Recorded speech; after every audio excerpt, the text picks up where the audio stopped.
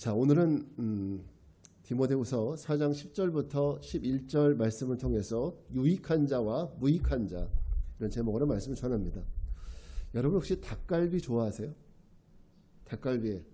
저도 굉장히 닭갈비 좋아하는 사람이고 춘천 쪽만 가면 항상 닭갈비 거의 먹게 돼요. 거의 찾아가서 먹는 거죠.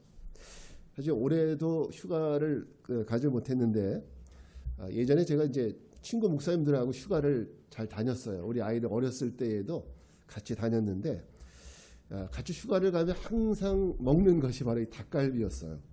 닭갈비를 굉장히 좋아했습니다. 여러분 중국 삼국지에도 이 닭갈비가 나오는 거 아세요? 네. 이름이 약간 다르게 나오는데 계륵이라는 이름으로 나와요. 계륵. 계륵이라는 거 들어보셨죠? 이 계륵이라는 말이 나오는 것이 그 삼국지에 나오는데 계륵이라는 것이 뭡니까? 그러니까 먹자니까 먹을 것은 없고 그렇다고 버리자니 아깝고 그게 바로 계륵이에요. 결국 이 얘기는 무슨 얘기냐면 있으나 마나한 존재라는 거죠. 있어도 큰 존재감은 없고 없어도 그렇게 아쉬운 거 없는 있으나 마나한 존재. 이게 바로 이제 계륵 같은 존재입니다. 저는 오늘 많은 사람 중에도 우리 사람 중에도 성도들 중에도 계륵 같은 사람이 있지 않을까 그런 생각을 해봅니다. 저는 그것을 오늘 무익한 자라고 표현을 했어요. 계륵 같은 존재, 무익한 존재. 오늘 우리가 읽은 디모데 후서는 사도 바울이 쓴 13개의 서신 가운데 사도 바울이 가장 마지막에 쓴 서신으로 알려져 있어요. 죽기 전에 바울이 순교당하기 전에 마지막 쓴 책이 바로 디모데 후서입니다. 자, 바울이 죽기 전에 로마의 마네틴 감옥에서 이 서신을 썼는데 그가 그의 사역을 이제 다 마치려고 할 때 자기 모든 삶을 돌아보니까 그동안에 바울의 사역 가운데는 얼마나 많은 동역자들이 있었습니까? 제자들, 동역자들 굉장히 많은 사람들이 있었는데 그들 중에는 사역에 굉장히 유익한 사람들도 많이 있었는가 한 반면에 그러나 무익한 자, 계륵 같은 자도 있었던 거죠. 그 기준은 바울의 어떤 개인적 관점이 아니라 하나님의 나라 복음적 관점에서 어떤 사람이 유익한 사람이고 어떤 사람이 무익한 사람인가 이것을 판단하는 거예요. 그 계륵 같은 사람이 오늘 성경에 나오는 누구일까요? 무슨 마? 데마. 네, 데마. 이 사람은 좀 많이 아시게 될 거예요. 데마는 자, 누가처럼 한때는 바울과 함께 복음 전도를 위해서 열심을 가졌던 사람입니다. 원래부터 데마가 이렇게 무익한 존재는 아니었습니다. 원래는 바울과 함께 복음 전도를 위해서 정말 열심히 뛰었던 사람이에요. 뿐만 아니라 골로새서 4장 14절에 보게 되면은 바울이 누가와 함께 동시에 데마를 언급합니다. 누가와 데마 이렇게 언급해요. 그 얘기는 무슨 얘기냐면 바울이 그만큼 누가만큼 총애를 했던 인물이라는 거예요. 데마가. 그랬던 그가 오늘 디모데후서에 보게 되면 그 존재 가치가 과거에 그렇게 유익했던 사람이 오늘 계륵 같은 존재로 그렇게 보여지게 된다는 거죠. 그리고 오히려 오늘 11절에 보게 되면 제1차 전도 여행 당시에 밤빌리아에서 선교를 중도에 포기하고 예루살렘에 돌아갔었던 사람이 있었습니다. 마가라는 사람이 있었어요. 마가복음의 저자죠. 자, 오히려 마가가 나의 일에 유익하다. 그가 더 유익한 자다. 이렇게 얘기하면서 디모데에게 나에게 올 때 그 마가도 같이 좀 데리고 와라. 왜? 그가 나에게 유익하다. 이렇게 얘기합니다. 이 데마와 마가의 그들의 공통점은요. 이들의 공통점은 처음에 두 사람 모두가 바울의 선교 동역자였다. 굉장히 중요한 동역자였다. 그러나 둘 다 중간에 바울을 버리고 떠난 이런 전과가 있는 사람들이에요. 이게 둘의 공통점이었습니다. 근데 두 사람의 차이가 뭔지 아세요? 자, 데마는 바울을 떠나서 돌아오지 않았어요. 그런 반면에 마가는 어때요? 다시 돌아와서 바울의 선교를 돕는 이런 사람이 되었다는 거예요. 그래서 데마는 무익한 사람의 대명사라면 그래서 마가는 한때 무익했던 자가 다시 유익한 자로 바뀐 이런 사람의 대표적인 인물로 볼 수가 있습니다. 자, 그렇다면 우리가 이 세상을 떠나서 주님 앞에 서게 됐을 때 우리 주님은 우리를 판단하실 거예요. 네가 나를 위해서 유익한 자였나 무익한 자였냐. 분명히 이런 부분에 대해서 우리가 판단을 받지 않을까 생각을 합니다. 여러분은 어떤 평가를 받고 싶으십니까? 하나님 앞에 섰을 때 너는 유익한 자였다 아니면 무익한 자였다. 여러분 어떤 평가를 받고 싶으세요? 또 하나님이 지금 나를 보실 때 우리를 어떻게 평가하고 계실까요? 하나님이 지금 나를 볼 때 너는 지금 유익한 자다. 너는 지금 무익한 자다. 하나님이 어떻게 평가하실까요? 우리 옆 사람에게 물어봅시다. 당신 유익한 사람입니까? 무익한 사람입니까? 아마 여러분들 스스로가 대답할 수 있을 거예요. 자, 그렇다면 우리가 하나님 앞에 유익한 자가 되어야 되잖아요. 그죠? 유익한 자가 되어야 되는데 우리가 하나님 앞에 유익한 자가 되기 위해서 우리는 어떤 삶을 살아야 될까요? 첫째는 무익함에서 돌아서야 합니다. 무익함에서 돌아서는 삶을 살아야 돼요. 우리 10절 말씀을 한번 같이 볼까요? 시작. 데마는 이 세상을 사랑하여 나를 버리고 데살로니가로 갔고 그레스게는 갈라디아로 디도는 달마디아로 갔고. 자, 이 철로 역정을 우리가 지금 하는 부분이기 때문에 이 철로 역정의 크리스천과 소망이 허영의 시장을 나와서 천성을 향한 여행을 시작했을 때 얼마 가지 못해서 그들은 한 언덕에 이릅니다. 그 언덕의 이름은 이득이라는 언덕이에요. 이득. 그리고 그 언덕의 중간쯤 올라갔을 때 그 언덕에는 광산이 하나 있습니다. 그 광산은 은을 캘 수 있는 광산이었어요. 은. 그 입구에 서서 지나가는 순례자들을 불러서 은을 좀 캐가라고 그렇게 미혹하는 사람이 있었는데 그 사람이 누군지 아세요? 그 신사가 바로 데마였습니다. 데마. 철로역정에 보면 나오는 얘기예요. 데마는 이곳에서 하나님과 천성을 향해 나가고 있는 순례자들의 마음을 빼앗아서 은광에 있는 은의 마음을 빼앗기게 만들었습니다. 그래서 결국은 순례자들이 은에 대한 욕심에 빠져서 은과 함께 망하게 만든 그 장본인이 바로 데마예요.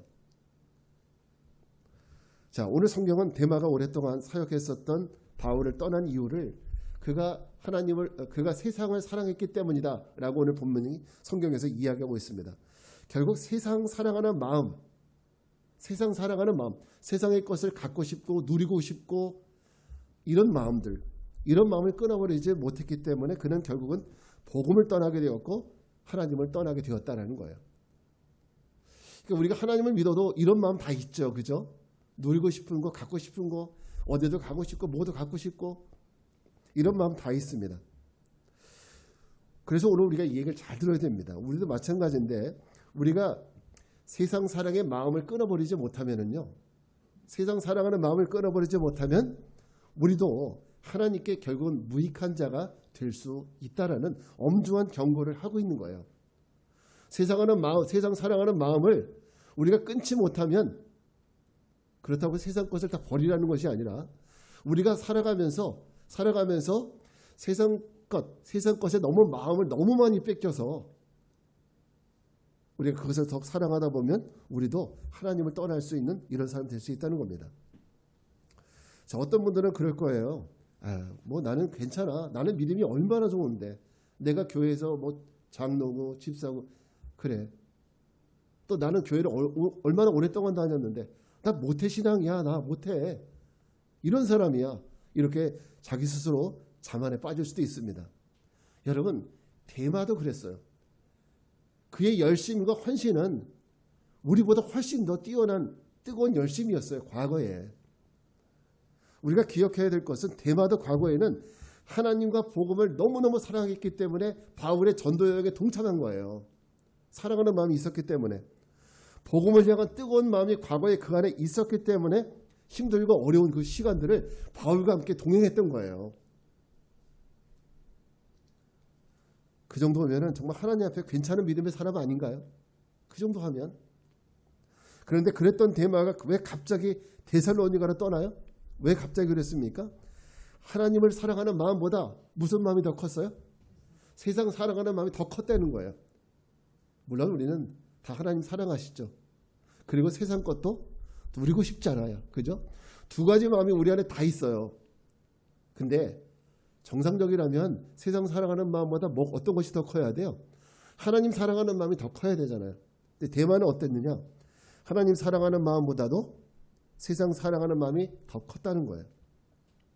여러분, 우리가 가족도 사랑하고 이웃도 사랑하고 친구도 사랑하고 맛있는 음식 먹는 것도 좋아하고 좋은 멋진 장소 가는 것도 좋아하고 영화 보고 이런 거 다 좋아하잖아요. 쇼핑하고 이런 거 다 사랑할 수 있어요.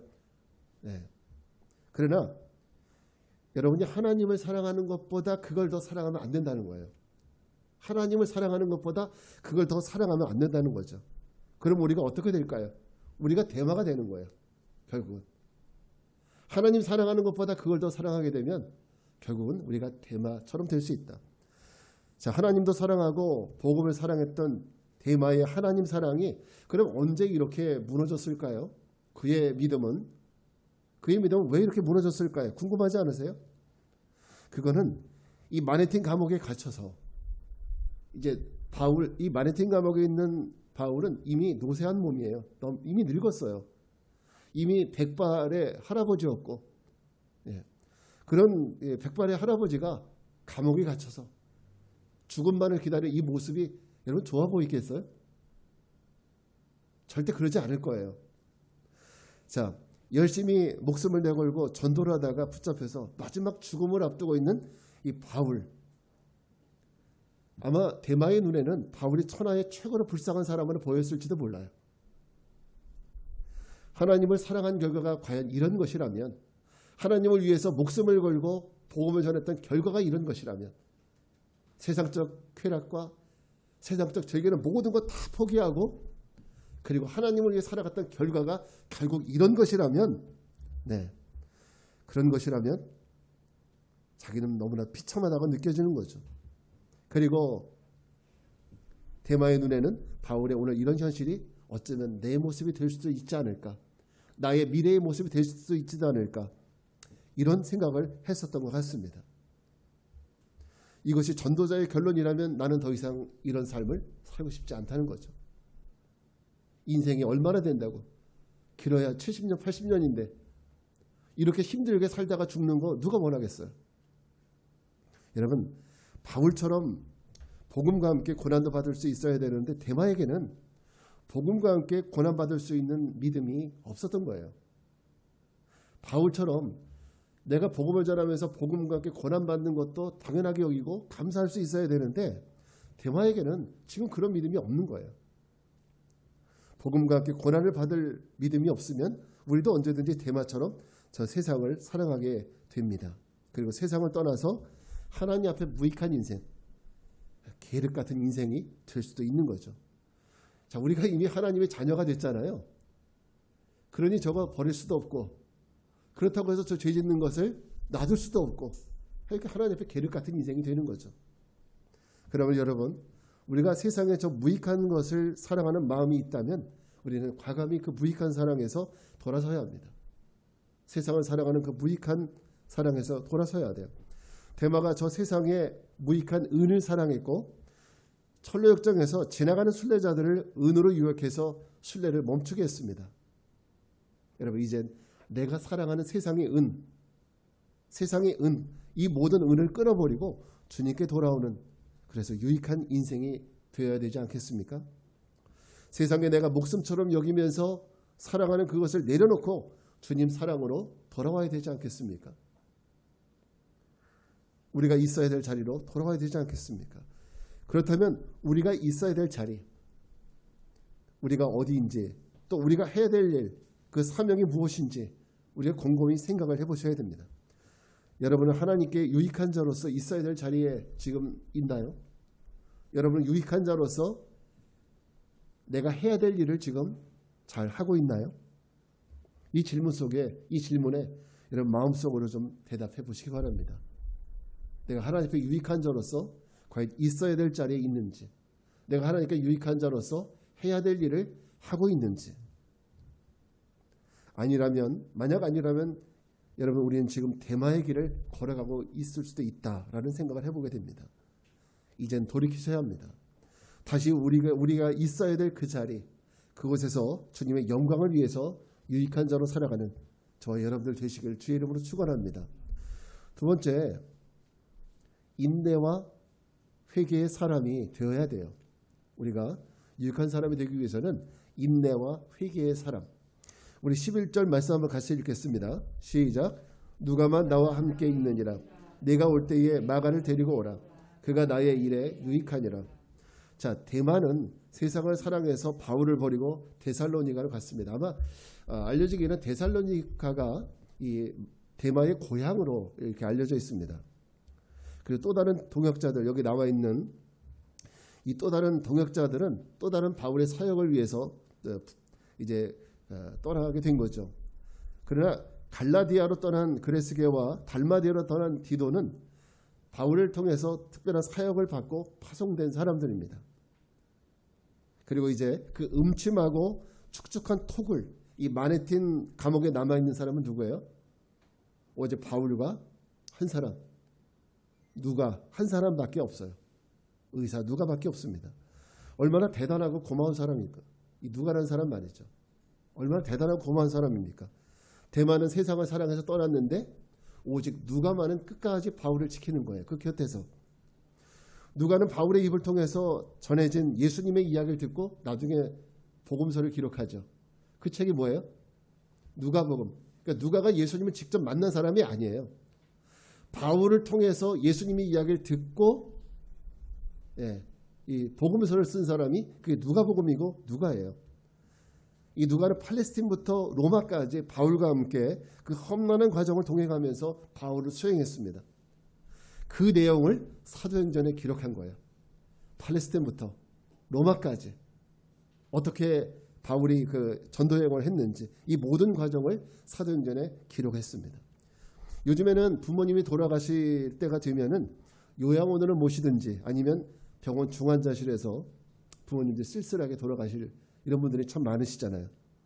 근데 누가는 바울의 최후의 마지막 순간까지 바울의 곁을 지키는 사람이에요. 그러니 이 누가처럼 바울에게 유익한 사람이 어디 있겠습니까? 여러분, 오늘 저와 여러분에게 누가와 같은 하나님을 향한 신실함 그리고 인내와 신의 이런 것들이 저와 여러분에게 있기를 바랍니다. 이 과정 속에서 이 어려운 과정 속에서도 참고 인내할 수 있는 믿음 그리고 바울과의 그 신의를 지키기 위해서 끝까지 떠나지 않는 이런 모습들 우리가 하나님의 관계 속에서 이게 있어야 돼요. 우리 고난이 있어도 참고 인내할 수 있어야 되고 하나님과의 믿음의 신의를 끝까지 지켜야 돼요.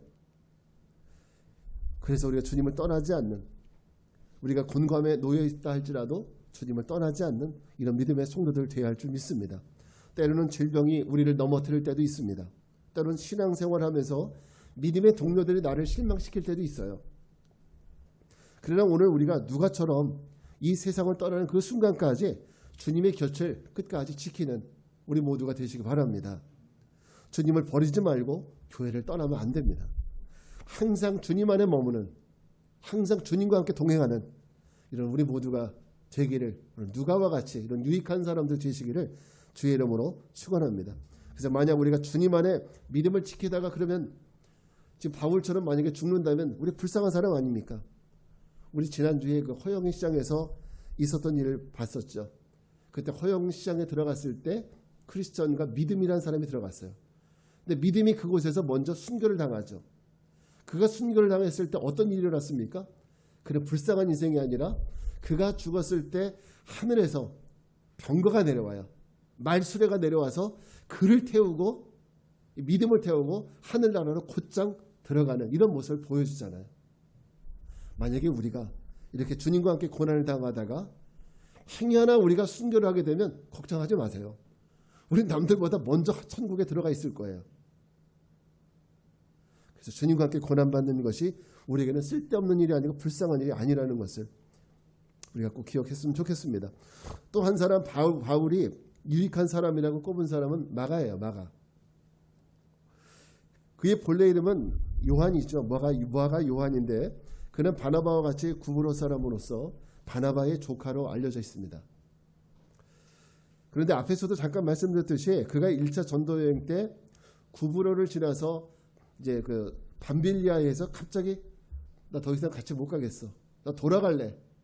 이러면서 예루살렘으로 돌아가 버린 사람이 마가입니다. 그러니까 바울에게는 배신감이 느껴지겠죠. 같이 간다고 할 때는 언제고, 수행원으로서 같이 갈 때는 언제고, 중간에 중도에 포기하고 가버린 거예요. 시작한 지 얼마 되지도 않아서요.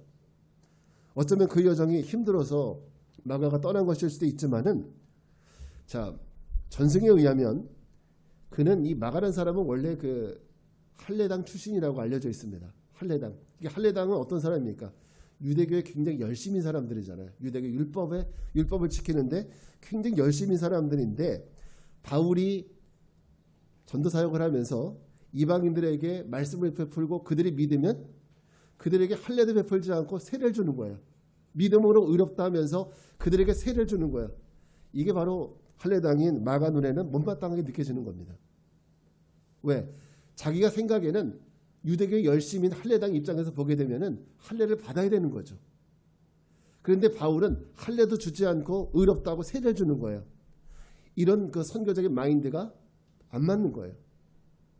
바울은 믿음으로 의롭다고 됨을 믿고, 마가 요한은 어땠느냐? 마가 요한은 자기가 예수님의 은혜로 구원을 받았음에도 불구하고 그래도 할례를 행해야 된다고 믿는 사람이에요. 그러다 보니까 생각의 차이가 있죠. 그런 이유로 인해서 마가와 바울이 결별했다라고 전승에는 또 알려주고 있습니다. 그 일로 인해서 바울의 마음이 얼마나 상했습니까? 그죠? 2차 전도 여행을 떠날 때에, 그래서 그렇게 친하고 그렇게 친했던 그 바나바와 다투어서 결별되는 이런 원인이 되고 말았습니다. 그때 바울에게 마가는 어떤 사람이었습니까? 유익한 사람이었습니까? 무익한 사람이었습니까? 무익한 사람이에요. 하나님의 이 복음 선교를 위해서 같이 가다가 중간에 포기를 해? 이 사람은 무익한 사람이에요. 그래서 바울은 2차 전도 여행 때 그를 데리고 갈 수 없다고 바나바와 다툰 거예요. 어떻게 무익한 사람과 함께 이 복음 전도로 가는 막중한 일을 할 수 있겠습니까? 지금 가는 길은 더 어렵고 힘들 수도 있는데 말이죠.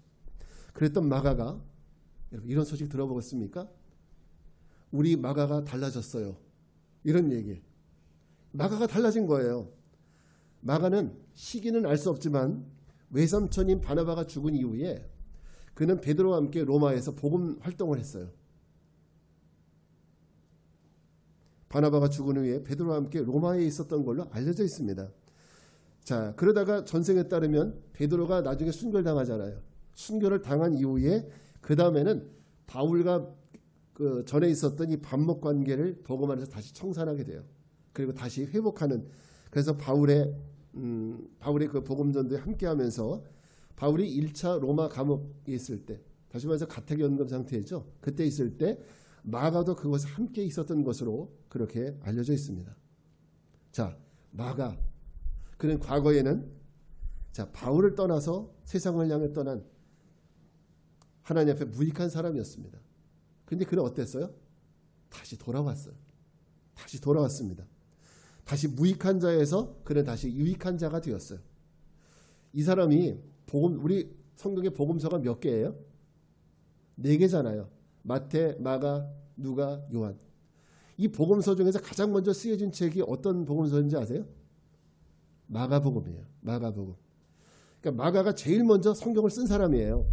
복음서를 쓴 사람이에요. 복음서를. 그러니까 이런 위대한 일을 한 사람이 마가입니다.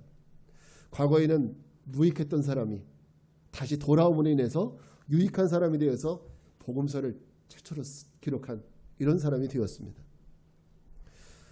자, 이렇게 얼마든지 무익한 자로 살아갈 수도 있지만 우리도 마찬가지죠. 우리도 때로는 무익한 자로 살아갈 수도 있지만 다시 하나님 앞에 회개하고 돌아온다면 주님은 우리를 유익한 자로 삼아주실 줄 믿습니다. 다시 회개하고 돌아온다면. 저는 그 대표적인 사례가 탕자가 아닌가 생각을 해요. 탕자. 그도 전에는 아버지와 가족들에게 얼마나 무익한 자였습니까? 그죠? 그랬다가 다시 아버지께 회개하고 돌아왔을 때 그는 아버지께 얼마나 유익한 자가 되었습니까? 그게 바로 하나님 마음이에요. 그게 바로 하나님 마음이라고. 누구든지 지금은 무익한 자라 할지라도 지금 저 세상에서 이단을 섬기고 저렇게 무당하고 또 이런 섬기는 분들도 하나님 앞에 얼마나 무익한 사람들이에요. 그래, 그런 분들도 하나님 앞에 회개하고 돌아오면 그들도 얼마든지 유익한 자가 될 수 있다라는 거예요. 지금은 하나님 몰라도 말이죠. 오네시모라는 사람이 성경에 나옵니다. 그는 빌레몬이라는 사람의 종이에요. 원래 종입니다. 근데 빌레몬에게서 이 오네시모가 막대한 손실을 입히고 도망을 가죠. 그랬다가 로마에서 바울을 만나요. 거기서 회심하게 되고 주님을 만나게 돼요. 그리고 회개하면서 다시 집으로 돌아와요. 그리고 그는 얼마나 빌레몬에게 유익한 사람이 됐는지 모릅니다. 나중에 주인인 빌레몬보다 먼저 골레스 교회의 감독이 돼요. 그 정도로 유익한 사람이 돼요. 여러분, 무익한 사람이라 끝까지 무익한 사람이 아니라 회개하고 돌아오면 얼마든지 하나님이 그를 유익한 존재로 만들 수 있어요. 여러분, 우리도 모두 과거에는 본래 죄의 종이었습니다. 하나님 앞에 다 무익한 사람이었어요. 저도 마찬가지고 우리 오목사님도 마찬가지고, 그죠? 다 하나님 앞에 무익한 사람이었어요. 우리 로마서 6장 17절부터 18절 말씀 한번 같이 읽겠습니다. 시작. 하나님께 감사하리로다. 너희가 본래 죄의 종이더니 너희가 전하여 준 바 교훈의 본을 마음으로 순종하여 죄로부터 해방되어 의에게 종이 되었느니라. 이 말씀이 보여주는 것은 무엇입니까? 우리가 과거에는 본래는 죄의 종이더라는 거예요. 우리는 본래 다 무익한 자라는 겁니다. 그랬는데 우리가 주님이 주신 바 이 교훈들, 복음을 믿고 순종함으로 인해서 이제는 죄에서 해방되었고 의의 종이 되었다. 유익한 자가 되었다는 거예요. 하나님 앞에 유익한 자가 되었다는 겁니다. 여러분, 예수님은 하나님 앞에 무익한 자로 살아가던 우리들, 정말 하나님 앞에 무익한 자로 살아갈 수밖에 없었던 우리들에게 어떻게 하면 하나님께 유익한 자로 살아갈 수 있는지 그 방법을 알려주신 분이 바로 예수님이십니다. 무엇을 통해서? 복음을 통해서. 우리가 복음을 통해서 유익한 자가 될 수 있다는 거예요. 복음을 믿고 복음을 순종하면 누구든지 유익한 자가 될 수 있다는 겁니다. 그러니 이제 우리가 절대 대마처럼 세상을 사랑하여서 주님을 버리고 떠나는 하나님께 무익한 인생이 되지 않으시기를 주의 이름으로 축원합니다. 오늘 크리스천과 소망처럼 이 복음의 길, 구원의 길에서 벗어나지 않고 세상에서 미혹되어서 마음을 빼앗기지 않고 오직 구원의 길로만, 그래서 유익한 자로서 살아가는 복된 믿음의 성도들 되기를 주님의 이름으로 축원합니다. 자, 이제 우리 같이 찬양하고 기도하겠습니다. 세상의 유혹 시험이, 찬양하고 기도하겠습니다.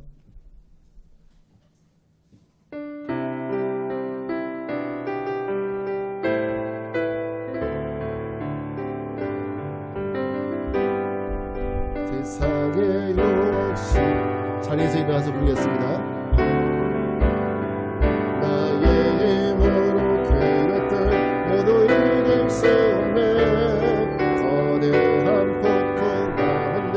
위축된 나의 영혼 어찌할 바를 몰라 헤매이고 주를 찾아 주를 찾아 손을 들어 찾아 전쟁은 나에게 속한 것 아니니 주를 찾아 손을 들어 찾아 전쟁은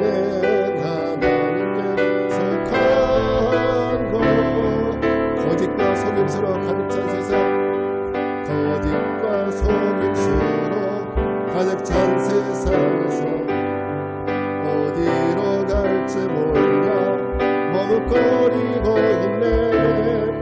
동족의 권세 잡은 자 지금도 우리들을 실패와 절망으로 넘어뜨리려 하네. 주를 찾아 주를 찾아 손을 들고 찾아 전쟁은 나에게 속한 것 아니니 주를 찾아 손을 들고 찾아 전쟁은 하나님께 속한 것. 주위를 둘러보며 주위를 둘러보며 아무도 없는데 믿음의 눈을 들며 보이는 분 계시네. 지금도 내 안에서 역사하고 계시는 사망과 어둠의 권세 물리치신 예수님